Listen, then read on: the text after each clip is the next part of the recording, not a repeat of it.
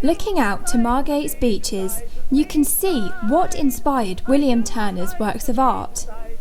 Once the hub for holidaymakers, Margate has drawn people in since the 18th century. With its close proximity to London and warm climate, it's the perfect destination for families. The now closed Dreamland was the hub of family holiday fun, drawing in 1.2 million in the 1950s and 60s. What a fabulous place it is when you do arrive. Look at those thousands of happy, carefree holidaymakers enjoying themselves beside the glorious sea and those marvellous miles of beaches. The once packed-out beaches and buzzing town felt a steady decline in tourism when cheap package holidays were introduced. Families started looking at exotic locations with perfect weather promised, leaving Margate a neglected town, which is still suffering today. But is the Turner Contemporary changing this? Well, it's already absolutely breaking its own targets in terms of how many visitors come to the gallery. So the first year targets were around 150,000 and now the targets are 300 to 330,000. Margate is the sunniest resort of them all. However much the Turner has helped to draw people back to Margate, is art enough to restore its reputation? Emma Wilcox knows firsthand how much art and culture can help failing towns. I think they're one really key part of it. I don't think you could ever expect it to be the only thing to solve the problems of a town or an area like East Kent, which has seen huge lack of investment in other sorts of industries, lots of businesses that employed lots of people like Pfizer and Sandwich closing down, meaning that employment levels have really dropped. I think that it's a really key part of the regeneration of the place. It gives it a chance to tell a completely different story about Margate. It brings people who wouldn't ever have come here before, who then tell their friends and tell more people and so on, and it grows. But it's a long game, and I think that it'll take a while for it to be felt across the whole area, but it's starting, and it's only 3 years, so it's quite an impact already. The impact that the Turner has had has helped promote tourism and also bring tourists to the old town. Being just a stone's throw away from the iconic building, the old town has an array of vintage and boutique shops, which encourages tourism. With the Turner benefiting the Kent economy by 13.8 million. But not everyone believes that the Turner can do enough. Michael Child, writer of the Thanet blog, seemed sceptical. The Turner Contemporary is aimed at a very upmarket group of society. Dreamland will be aimed at, I think, a sort of middle family area.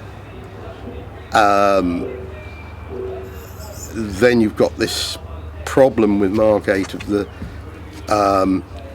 social engineering of moving people in from other areas that no one else wants. I think it's something that people of a certain social class feel that's part of their meander around the country.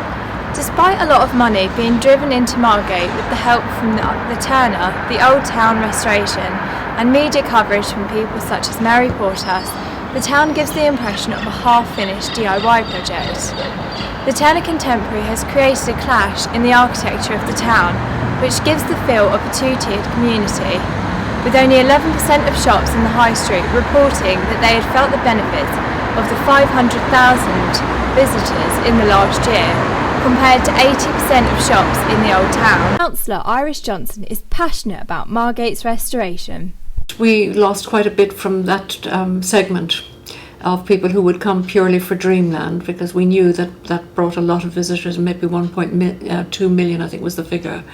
But then we had Turner, which in some ways balanced that out, but we desperately needed to do something about Dreamland, and the only way forward was the compulsory purchase.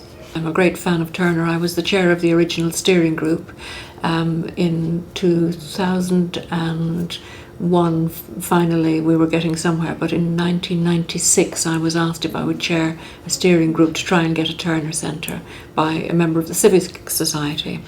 So it took a long time to get to where we are, but it is absolutely doing all the things that we expect. Culture is a great driver for regeneration in my view, and we can see that knock-on effect. We're getting lots of younger people coming to live down here from London, buying up the older properties, renovating them. We're seeing people coming from all over the world. If you listen to the accents, you know that the Turner is bringing in people. We've had some amazing exhibitions, and there's a new one down there now. It's very good. Margate Central is my ward, and I know some of the young people who have jobs in there, not full-time but part-time, who love the whole culture and the art side of things. I think because it's free that people are going to that gallery that would never have gone to a gallery before. Thanet Council emphasises the Turner's necessity in drawing tourists to Margate, but it seems only part of the town has benefited since it opened in 2011. The High Street still reflects the downtrodden, deprived state that all Margate was in before the Turner and Old Town were introduced. Although these have brought an influx of visitors to Margate every year, the area is still 49th most deprived district in the country, out of 326. The average Margate household also has the highest rate of poverty within Kent. And with more than 8,000 incidents of antisocial behaviour, this is a top priority for its residents, with 73% reporting it was the most important thing to them, compared with only 18% feeling that cultural facilities were what was best for the town. So with the council's plans to restore Dreamland and make Margate back to the hub of family holidays, will this be enough to tackle both the social and economical problems that this little town seems to be in?